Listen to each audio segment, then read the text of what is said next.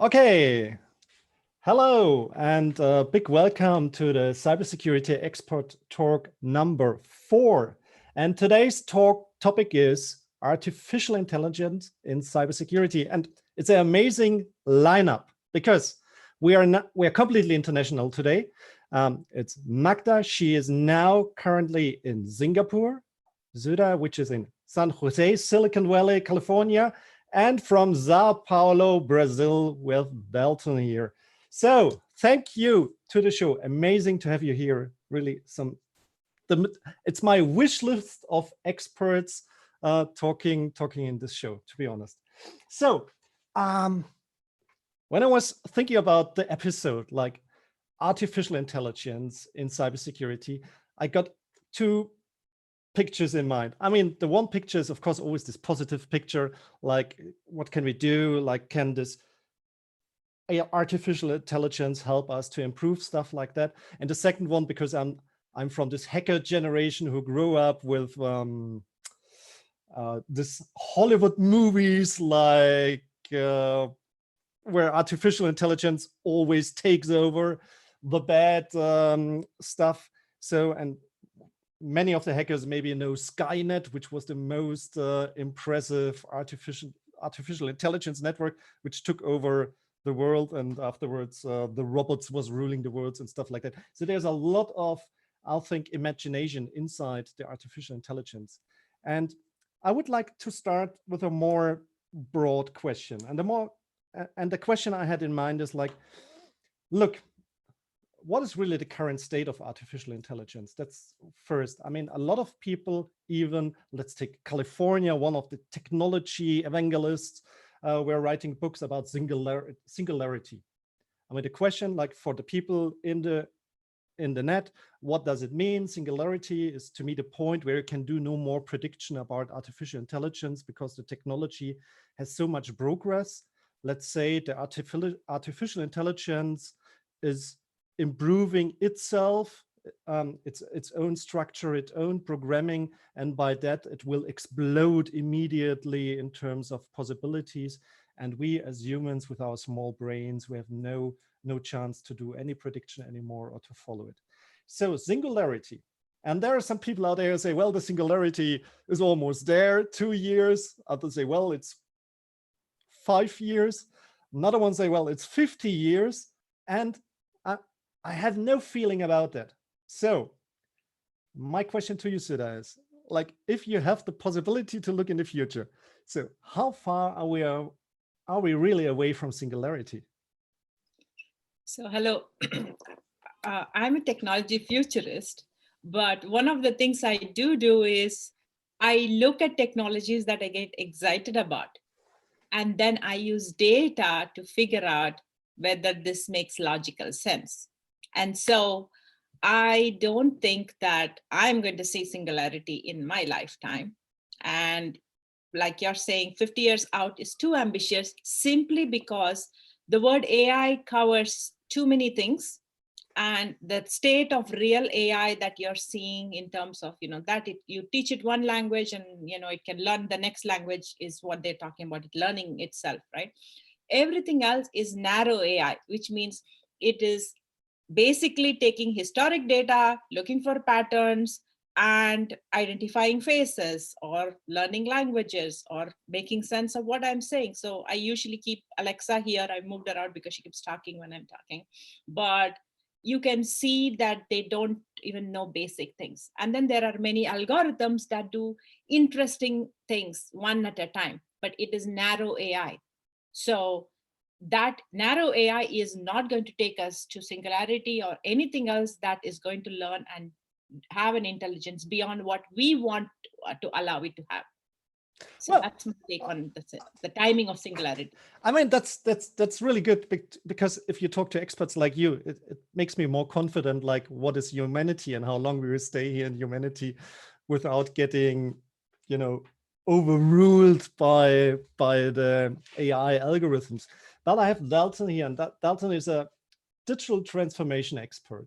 So like, you're not an AI expert as Sudha, but digital transformation. So if you talk to your customers and about the AI topic and even like cybersecurity, so do you think they have any imagination of what they are talking about, like the current state, and what are the possibilities of using AI for their approaches?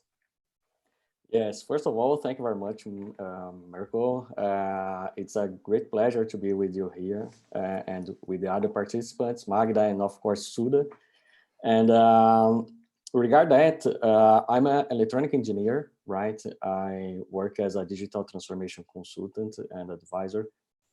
And regarding when I talk to my clients, most of people think that AI is kind of Hollywood thing, right? And that robots will take the jobs from humans and things like that. But what, in my perspective, and when I work with the projects, with the products and clients, it's like AI is supporting, is helping the humans in a lot of jobs, right? And regarding the AI and the data privacy, it's kind of, they need to work together, right? Because it's totally important when we talk about, as Sudha was saying, about data and the privacy of users, of people, because it needs to work together with the fact that I don't want my data, my personal data, to be how can I say that in English?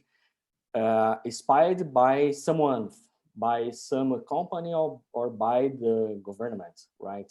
And this is a main concern when I talk with the clients, because of course that's their own concern too. I think if we go to machine learning, this will become an important topic, because machine learning only works with data, and there's always the big question: okay, who's feeding the algorithms? But let me go to Magda in Singapore. I mean, to me, like the hotspot of tech nation. So if you talk to people in Singapore about using artificial intelligence, is it more like that the people have really understanding of what they are talking, or is it more a buzz-like term that it needs to be everywhere and in every solution, whatever, if it's really artificial intelligence? So how do you talk with AI with the people in your country? First of all, thank you, Mirko, for the question, and I'm really happy to be here. So Magda, Chelly from Singapore. Definitely, in general, technology is on the hype in the country here and in the region around. We're not only talking about artificial intelligence, but cloud, etc., all the buzzwords, blockchain. And I say exactly buzzwords, because most of the time, when I start a discussion with individuals or companies, I actually take the time to ask them a very simple question. What is the definition of that word that you are using? What does it mean for you? And guess what, Mirko? Most of the time, they don't know what does it mean, or they give a completely wrong definition from something that just they read somewhere one day. But they do not understand what does that technology need to work properly. What are, not talking about, of course, the challenges to implement it, the risk associated, the privacy concerns as well. So they just, again, they think that somehow a new technology will solve new problems and it will be mature very quickly. So they also, in general, the general public, I think, in my opinion, lack visibility about how long a technology needs to mature to be used or change stage. Like we said, like Sudha mentioned, narrow AI. We're not talking about artificial intelligence or singularity yet. We're not there yet. We are talking about a new technology that is rising, creating some buzz and enabling some use cases that are very interesting. But is it changing the world completely immediately? Obviously, no, it's not possible. It will take years ahead. And this lack of understanding the evolution is actually, in my opinion, due to the media and marketing buzz that companies are using as well. I mean, let's say from a cybersecurity perspective, or when you discuss the topic with a cybersecurity professional, they will definitely take the time to ask the right question. But if you are talking to a business owner and you come in with, let's say, an approach using some buzzwords, we can see that it works. So again, where's the balance between really bringing awareness towards a new technology, but at the same time, raising the responsibility of people, making them understand that there is a shared responsibility. Nothing that will come on in today's world will be the miracle or magic solution for all of their problems. And currently we still need a lot of, discussion around this particular aspect. I mean, that's the story of the hype cycle, isn't it? Like when we had the peak of the AI hype cycle, I think it was last year or something like that, where all the startups need to print AI on their glossy, shiny white papers. The year before it was blockchain. Exactly. The year before it was maybe cloud or whatever. The year before it was IoT. I mean, that's rather clear. I think every year we have this kind of peak topics. And I need to be rather honestly, our company is dealing with IoT, cybersecurity, AI, and blockchain. I mean, how many buzzwords you can put into one company? I mean, that's but we try it's to completely possible because those things don't work alone. You can mix all those things to build great things. Exactly. It's like the way, if you look at from a logical level, like what kind of building blocks you need to build a secure world for the future. I think everything comes together, and that's leading me as well to Sudha, because when we have talked about this episode, she said, look, I want to talk about self-healing systems. And that's what I really like, because currently what I see is AI is rather good on everything like which needs to be automated and which is high scaling. So if you are facing a problem which is scaling much bigger than any humans can scale, and if it's a lot of data, AI is rather helpful currently. Maybe it will change in the future as well, but there is now an advantage. If we look in cybersecurity, we have two issues. One, for example, on the IoT, that we are scaling the IoT from currently maybe 30 billion devices to 100, whatever, 40, 50 billion devices the next 10 years, which is not possible to scale human resources in the same level for protection. So I think that's where AI is stepping in. And on the other side, we see that with the scaling, and the attackers are getting more and more flexible on the way how they are attacking, and the systems are getting more complex. Like they are attacking. By that we have this big attack surface. And when Sudha was telling me, oh, it's about self-healing, I got immediately, of course, this picture of, oh, what we made, the solution must be to adopt what nature is doing, because in nature we have always the problem, like for human bodies, we are now the best example for it, as we are all in lockdown still. But human bodies are affected since ever from attackers.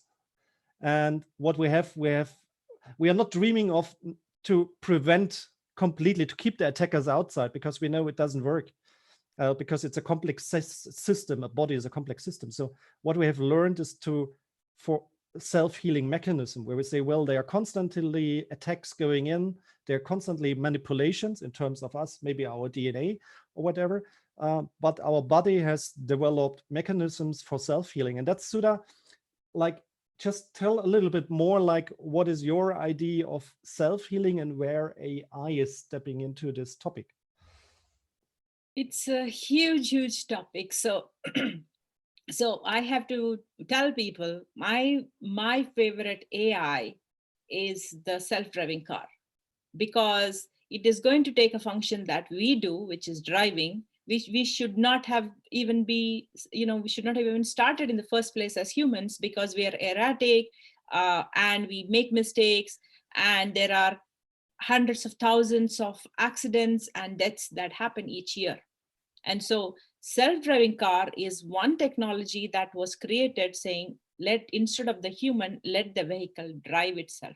And there is so much excitement, at least for 8 years, it was about technology, that can we do this? And then there are many, many problems. The basic problem is, if somebody, if the car is driving, can it identify the human in all kinds of situations? Can it identify different objects in the road?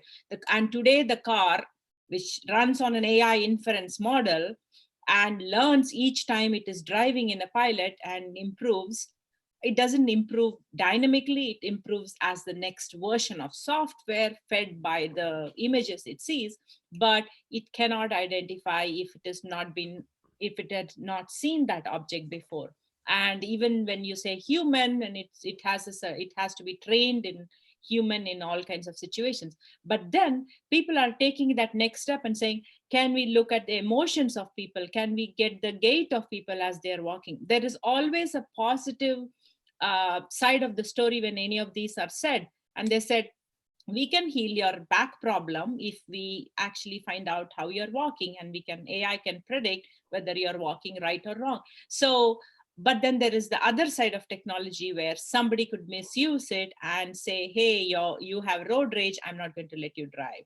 Or you are this kind of emotional person, I'm not going to give you this job. I mean, they can. So I think I want to say, before we go into the self-healing AI topic, I want to say the real threat to AI, to that whole view of is it evil, comes from the evil human.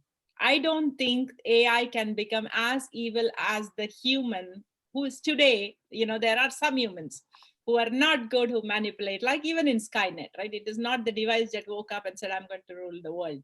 So that's where I would go.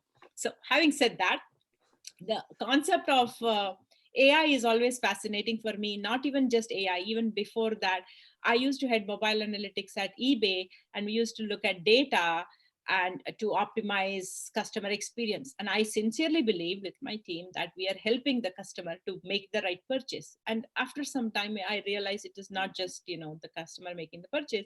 We are optimizing for growth, because mine was like a $21 billion business.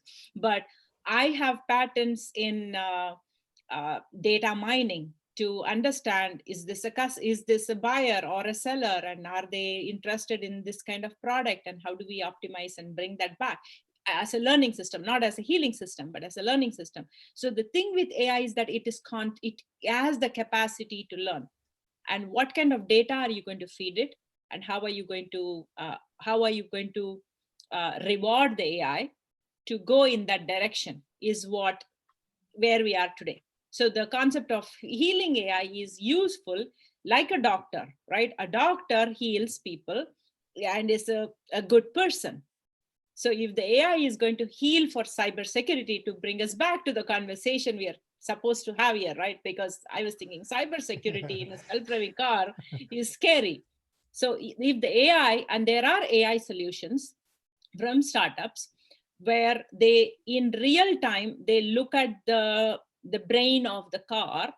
And today the car it's not just self-driving car, right? The self-driving car has the self-driving car technology, but then it is built, a car runs from multiple OEMs, multiple component players, everybody has a piece of technology. So when you put all of it together, at some point in the integration, something can go wrong. And so the AI is watching in real time for cybersecurity attacks, for any kind of mismatch on integration that could cause a risk to the device, which is the car. That kind of thing is the healing AI in the car. So yeah, so it's about complexity. Yeah. So it's about dealing the upcoming complexity, isn't it? Because like a car of the past was more, let's say, a mechanical thing interacting with humans, because with other drivers. And now we are stepping in a world where a car itself is becoming a complex software platform with many connections, interacting with other software platforms on many connections. And interacting with humans, which, I mean, like from a software perspective, I think software is always predictable, humans not. So this is rising the complexity we are facing in. And maybe I would shift to Magda, because I know Singapore like this. So if you talk with your clients, because I know you're doing as well some AI stuff, you have some relations in towards cybersecurity. So if we talk about like, how do they see the most promising part of AI? Is it like dealing with the complexity, or is it like dealing with the scalability, or in practice, what they are looking for? I think in practice, they actually are looking around automation. They do not understand, in my view, the complexity of especially the cyberspace or the environment anyway. They can acknowledge even the attack surface of their own companies in certain cases. So coming back to the basics, where you start and you need to understand where your data is currently, have a clear visibility on that, and then basically understand your attack surface, is something that, again, depends on the maturity of the company and who's in charge. And most of the time, when we are talking cybersecurity, we are talking to different regions, different company sizes, different regulation or regulatory requirements from those business owners, or it depends who you're talking with, right? And their perception of things are different. But I have never actually found a person who really understood, apart in our field, of course, cybersecurity industry, the complexity of their environment, especially nowadays with the data floating all around. They do not have enough visibility about that. So addressing or using AI for complexity, I wouldn't say that is a priority for at least for the people that I know in my environment, but automation is. So reducing time of process of certain activities or actions, ensuring that is automated, allowing them to increase their time and efficiency or productivity into doing something else instead. It is something that is coming up very often. And this, again, comes back to the fact that the technology is seen from the functional perspective, but it is forgotten around, security aspects, or our privacy aspect as well. Sudha mentioned, startups coming up in the space, but I have seen startups as well using those. I'm coming back to the buzzwords, right? Using the buzzwords, building minimum viable product, MVPs, and launching them to their customers, why they do not take in consideration any aspect of cybersecurity or privacy. And this is, in my opinion, very common across the startup landscape. Why? Minimization of cost and a lack of awareness around security by design and privacy by design. So let's get the product out, and then we think about how to secure it, maybe after a few years, if someone realizes that we actually don't have any controls in place. Yes, so I mean, I'm totally in your line. It's one of my most famous talks is about cybersecurity, IoT fails and stuff like that. And I always say, well, look, one basic thing which is going wrong is agile software development. Why? Not because my team is also working agile. I mean, that's a brilliant way to manage projects, but it's not a brilliant way to make secure products, because unfortunately on agile, often the security is not in line with the burn rate the team has to make to finish a product and bring it to life. So we come back later to the car issue, because I'm still fixed on it.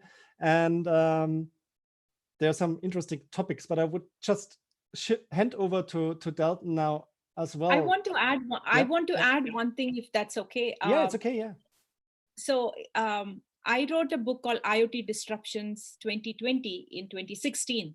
And Dalton has done the translation of that. It's just available. It's not quite available in the App Store. It shows up in the App Store, but it will be available for purchase in a week or so. And we looked at AI and IoT, how it's coming together. And that's what my book is about. And when Dalton translated it, we wrote about COVID in there, and Amazon said, you have the word COVID, we will not let you publish this, and held the book down for a while. And then finally, we had to remove the word COVID, and then they said it's okay. So there are still people behind businesses who are controlling what this is. But And the question is like, that is the reality of where we are. Yeah, the And that will reality, make that more. but isn't the question is like when the algorithm is checking your content and there are some keyword phrases in it, like, and it put it on hold. That's what the algorithm is doing, put it on hold, and then someone in the business needs to make a decision. I mean, like, then it's the reality for stupid machine learning algorithm in practice. But of course, like, still there is a lot of human decision in behind. But like with the autonomous driving, we are stepping in a situation where from some certain things popping up in this complex environment, we can't rely on a human decision because it needs this low latency, quick decision on the, and with all the dilemmas we know, like drive in the group of the elderly people or drive in the group of the school kids. I mean, endless topic.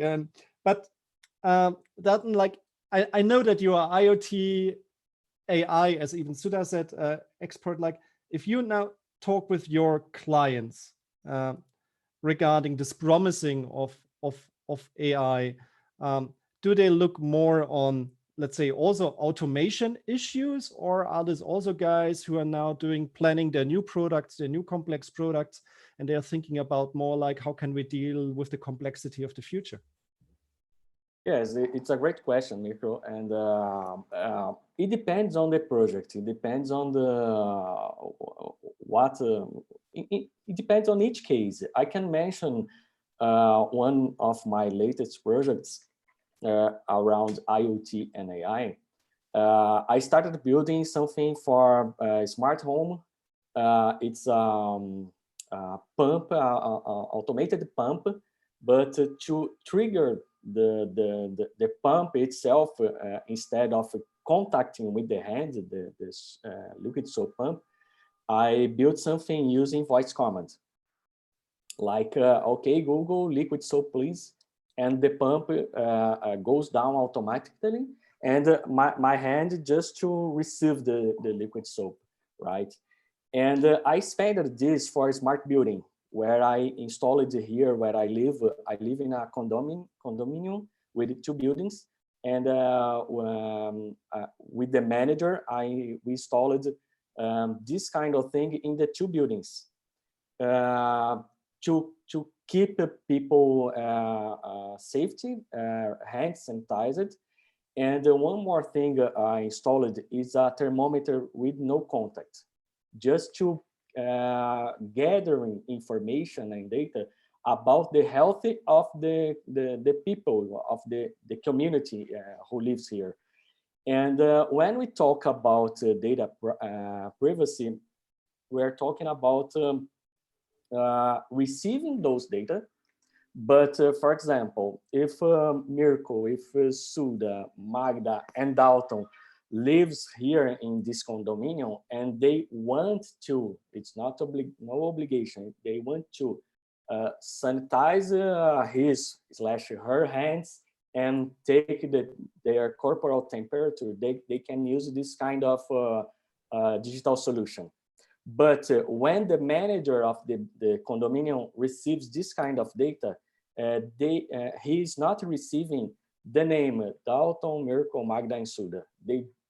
He's just receiving the information of the temperature. But there are a lot of details inside that. Just to keep, for example, you can think about something. Dalton can go there 10 times, and it does not count as 10 people, because to trigger this, you have your own QR code, but this QR code is not connected to your name. Understand the difference? Yes, I think like when we were talking about this COVID stuff, I've seen a graphic in the US from a supplier of smart thermometers, and I was a little bit wondering, like, because like if you measure your body's temperature, it's to me health data, it's health related data. So from a European perspective, this is the highest level of data protection you can imagine. But this vendor was presenting a map for the US with all the body temperatures they have collected currently. And of course, what they can do is with whatever algorithms to make prediction of how many people have fever, yes or not, and what is the correlation maybe to the COVID-19 19 cases and stuff like that, which was to me almost a bad example of IoT, because I think like whatever the people have agreed when they choose, like that they're buying the device, there are the terms and conditions, 455 pages, and then they agree on it. And what they have agreed is that all the data collected by the terminator is going into a cloud service, and someone is using this data for health data prediction, which is at least something good. I think at least doing health data prediction is something good. It's not about good and bad of the map, because the map itself is something good, but it's the way how the data has been explored, transferred, used, shared, whatever, because this is out of control.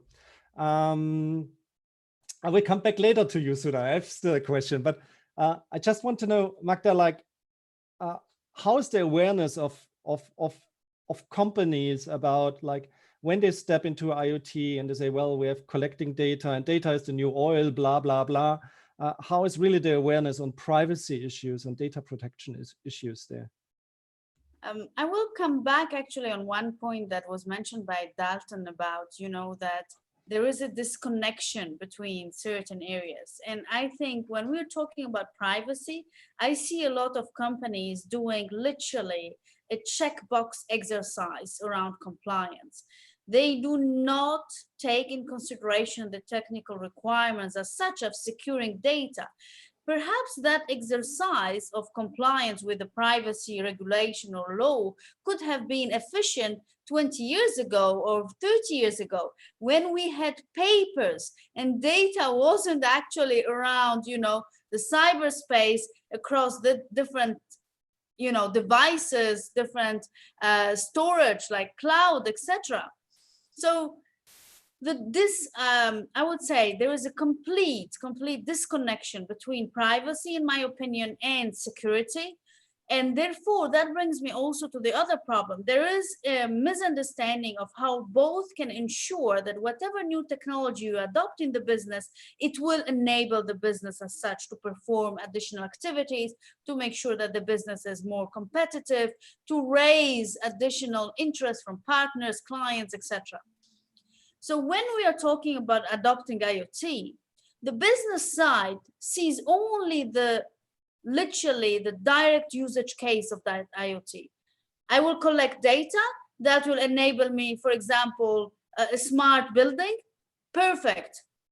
They do not ask, what about privacy? What about security? How I ensure that the network for my IoT devices is actually properly segregated and outside of my corporate network, even in some of the cases. So there is a lot of actually are not yet part of the discussions. Let's say, again, an example, the CEO of a big multinational company decides that he or she likes the product of a startup and presumably wants to create a new product for their big company. They integrate it in the platform without even, again, a proper assessment of those two areas. So to answer your question short, I think there's a lot of work in that space as well. Again, having an IoT because it will create a new business opportunity is fantastic. But are the business owners asking the right questions before adopting the technology, or are they doing it afterwards because there is an issue or someone within the company raised a concern? So with Sorry, Mirko, may I add something just to complement? Yeah. And great topics Magda are mentioning, but from my perspective, I see the clients, the business, maybe they don't ask because they don't know about those questions, but I hardly believe that is on our side, at least for me as a consultant, to show, to put on the table all the variables. Of course, data privacy is one thing and cybersecurity is another. And continuing with the project with the condominium, data privacy is one thing.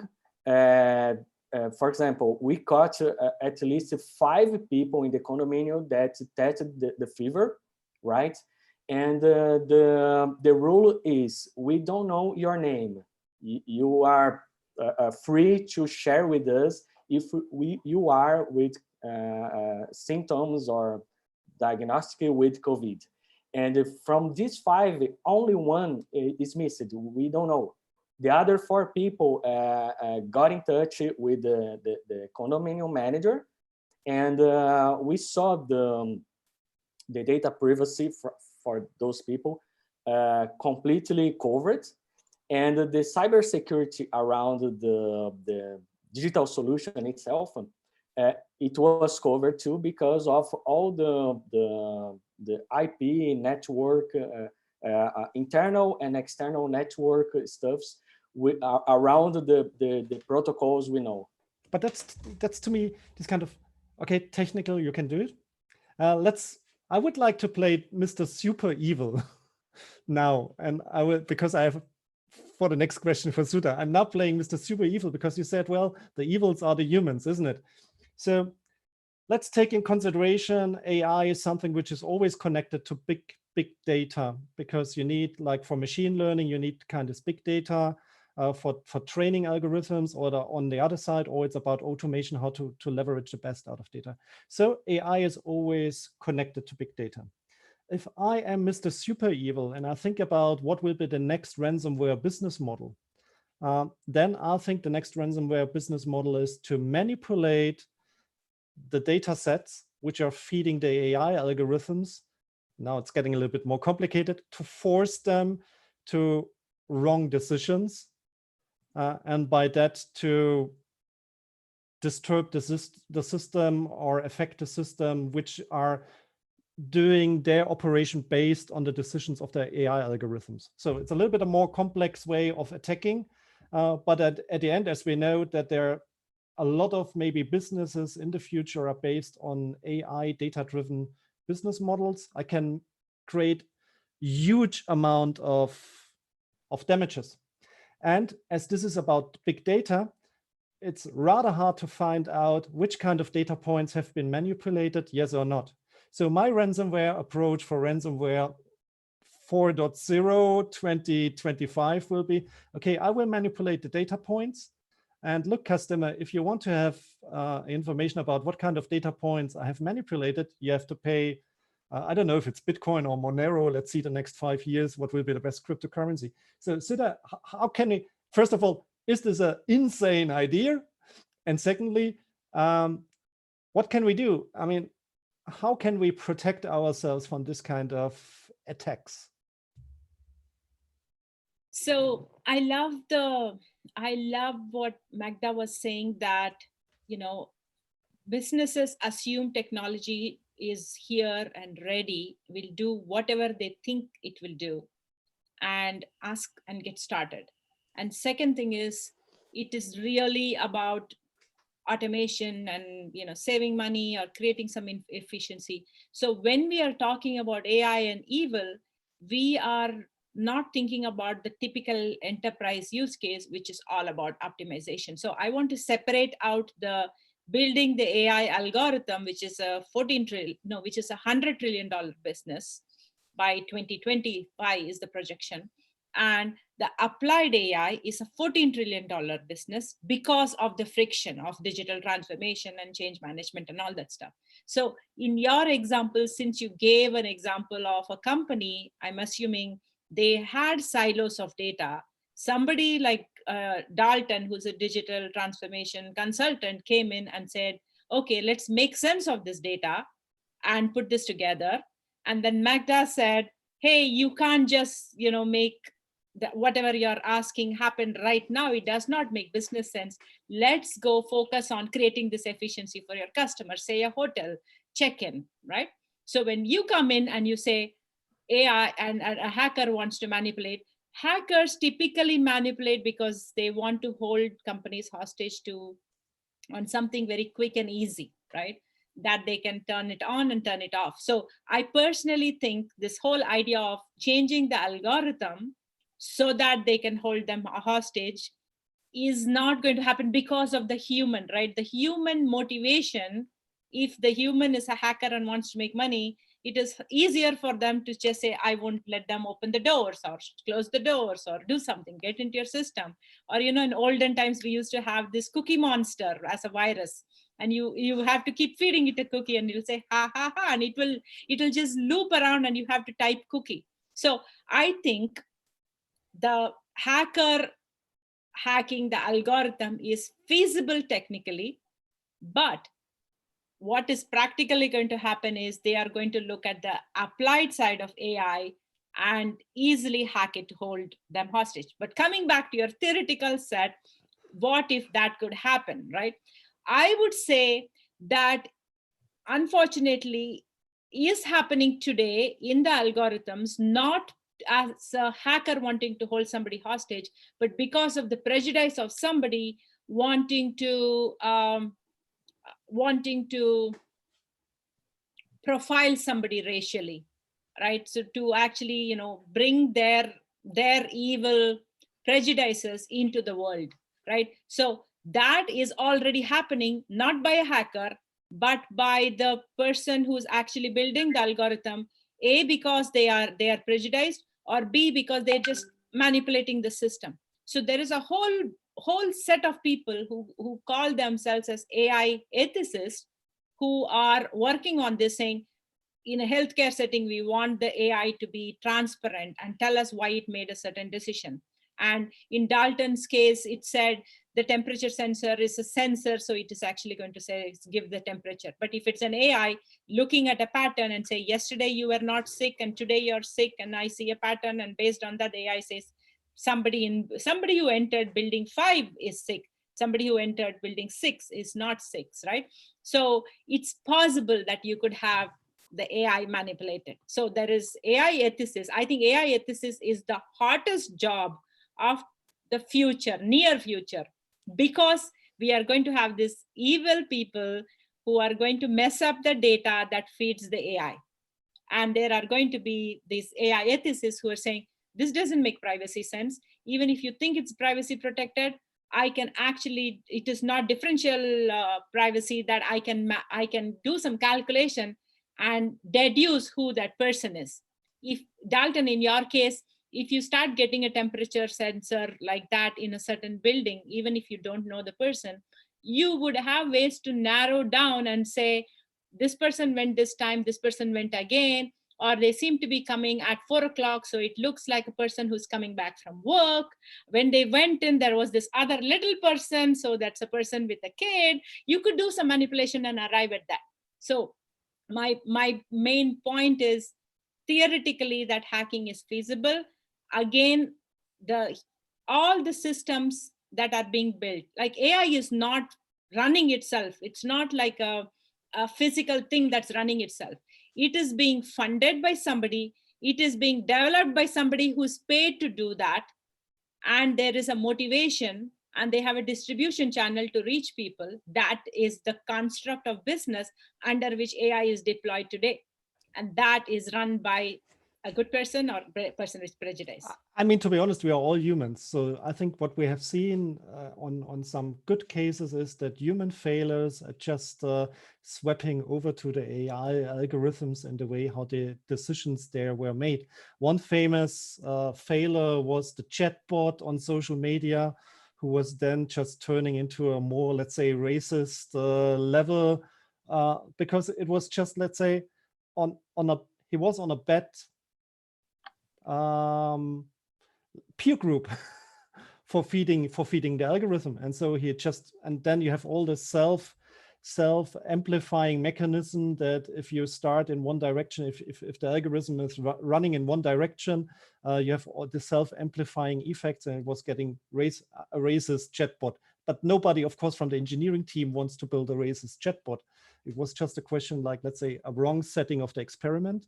and maybe a wrong setting of the way how the algorithm was trained at the end. But to me, it's something like this kind of examples are important because we see at the end it's technology. So it's not magic. It's not it's still not maybe if it's self-regulating, it doesn't say anything about, as you say, the ethical frame around. And if you say, like, coming back to AI and cybersecurity, I mean, what if AI will decide from a user perspective level, for example, like the driver issue you have for autonomous car. So this is about safety and security. So if there is any scoring in behind which will tells you that this driver is often drunk, or he has a rude behavior, so he is an overall threat for the autonomous for the traffic system. What if an AI algorithm will decide, no, I will not unlock the car? I mean, things like that can happen. Yes, it's feasible. It's actually feasible in today's technology. Exactly, because this is just a question like how we implement technology at this level.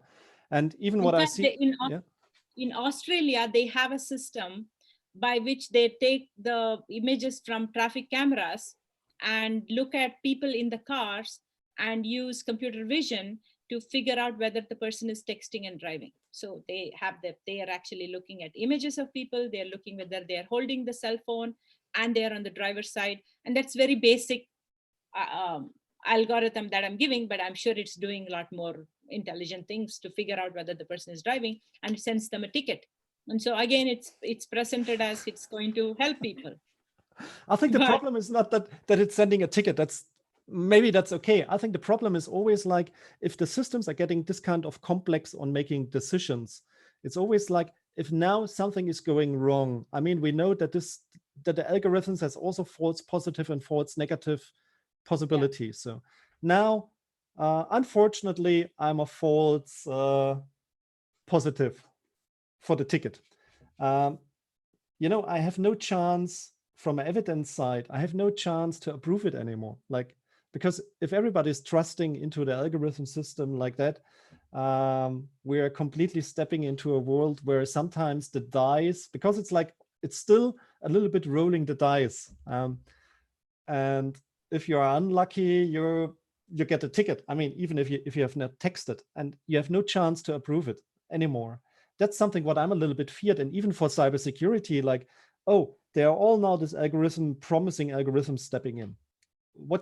What we will create is a society, if people are believing in algorithms, that no one will doubt anymore the results of the algorithms. If they are in 99% good, no one will doubt anymore. But the last 0.001% is maybe the door we open for attackers. And then you have no chance to prove it anymore. So you got me into this turf, but it is going to be, sorry, Magda, do you want to say something? Yeah, but maybe just answer you, Sudha, and then Magda can answer on it because it's okay. So I want to, it's very provocative, so I just want to say this one thing, and then I want to hear what Magda want to say.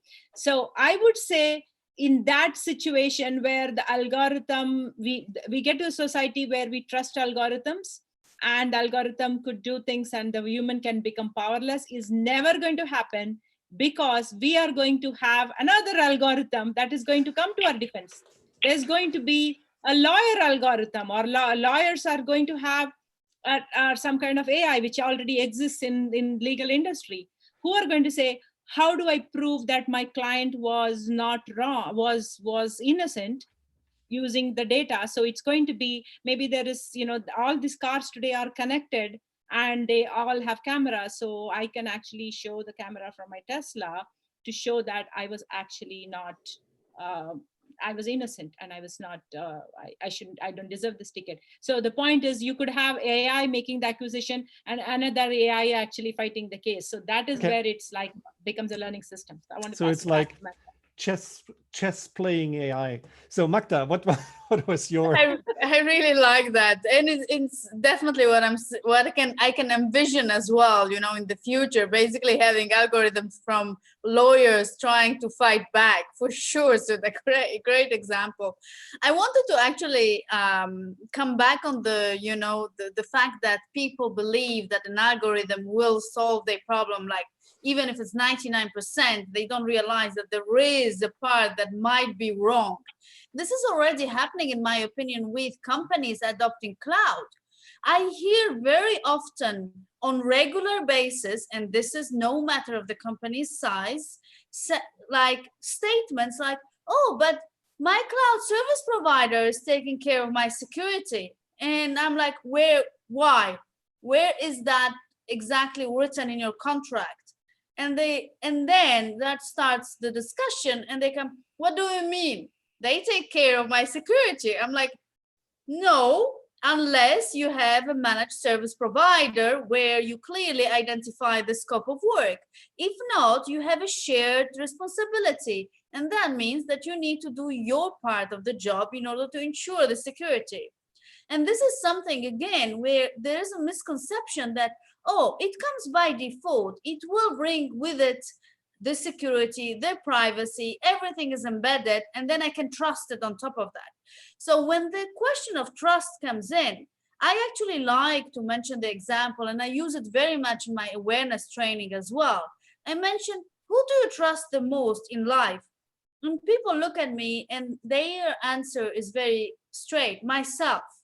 I'm like, so why do you trust anything else that relates to a technology to protect you, to take care of your decision, to make your life literally? You need to have that independence as a human being. You have a brain, you can think, you understand your responsibilities, and you take that responsibility onwards. But technology is changing the way how people's perception. Let's take in consideration how many people are using Maps service for when they're driving with the car, and we have some spectacular cases where people were driving into rivers because they were looking, they were completely believing what's on the route. I mean, Dalton, coming back to you, what is your opinion about it? Are you using Google Maps, and are you just looking on the maps, or do you also look on the road? Both. And I'd like to add something regarding your question about the devil trying to ruin the algorithm. I can tell you from my own experience. Of course, most of my authorial projects and for the clients, it's necessary to have security professional involved. Because I can give you one practical example. I built a chatbot, and I can assure you all day someone is trying to, some hackers trying to access it. And regarding algorithms being attacked, I believe, all the systems, mainly the mission critical systems, needed to be built with security protocols. Because, for example, I built a chatbot, and I see every day someone trying to access it, trying to modify something. But I can see that why? Because I built that prepared for the attack. Right? I know at what time, what they are trying to do, from which country. I have the IP, of course. It can be a fake IP or things like that. And I can share with you guys that all the systems needed to be prepared for the attack. Yes, and needed to have a security professional involved. Otherwise, you will be ruined. Yes, of course. Sure. But if we take I mean, I like to talk with the people of the industries, like let's say from the beginning, like a lot of car manufacturers who are now stepping in autonomous car. And then on the other side, you're talking with the insurance industries. And then you know how liability is treated in traffic. That's rather complicated because you have a car insurance, you have the personal insurance of the people. And it's a question like, was it a technical failure or was it a failure of the driver? And now the big question is, oh, how do we find out, was it a failure of the algorithm? And who will be liable? All depends. It will depends on the architecture, how the system was built, and where, when we talk about cloud, where you are hosting your data. Yes, it depends in a lot of things. No, I think what I want to say is just like, what we see is that the complexity is rising. Again, it's rising much faster than any liability or regulation or whatever can step in. They are always 2 or 3 steps in behind. But if we go like in a complex environment, like Sudha was telling what she's working on, I mean, to me, it's something like, at the end, a lot of forensic research was always in the past like, oh, there was a failure, let's disassemble the system, have a look inside, oh, there's the gear is broken, this was causing the problem. In the future, it's getting much more complex. It's a question like, because you can't disassemble it anymore in that way. We can't look for certain AI algorithms inside. We don't know, but we need to identify, was it an attacker from the outside? Because just for liability issues, we need to identify, was it an attacker or was it a problem of was it a technical, let's say a technical problem of the system? And I think that's where it's getting much more complicated in the future. And even the industry has still no answer on this. So can I add something about Yes, of course. So there is a whole area of technology called InsurTech, which is technology for insurance companies. So I teach a course called Business of Autonomous Vehicle Data online.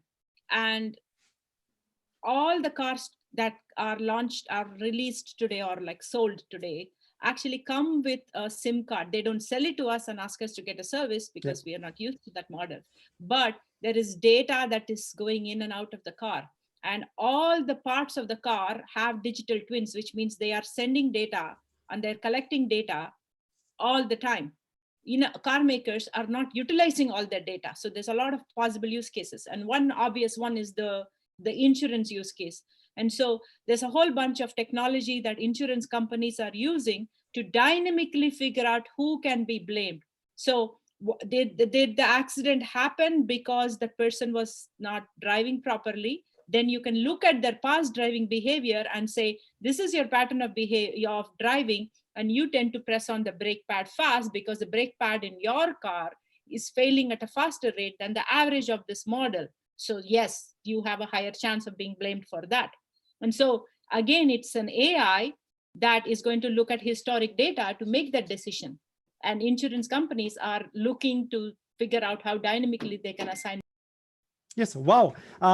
Very nice statement. And it's like always, we had an hour for the talk and it's almost done, which is always amazing because I think like, I'm so happy that I had you all on board. And just like to wrap me up, what I have learned is that singularity might take a longer time than some people are predicting. Skynet is something which is maybe caused by humans, but not by algorithms. But it was really good to talk to you. And for the audience out there, if you like it, just subscribe to the channel. And of course, this will be available afterwards and promoted afterwards as well. And we give you all the possibility to make a quick statement at the end. So let's start with Magda. I would say my statement at the end or takeaway is remember, any technology is a shared responsibility model. So you have your part to actually make it work properly. Okay, cool. Dalton? As I used to say, technology is part of the overall, not the main thing.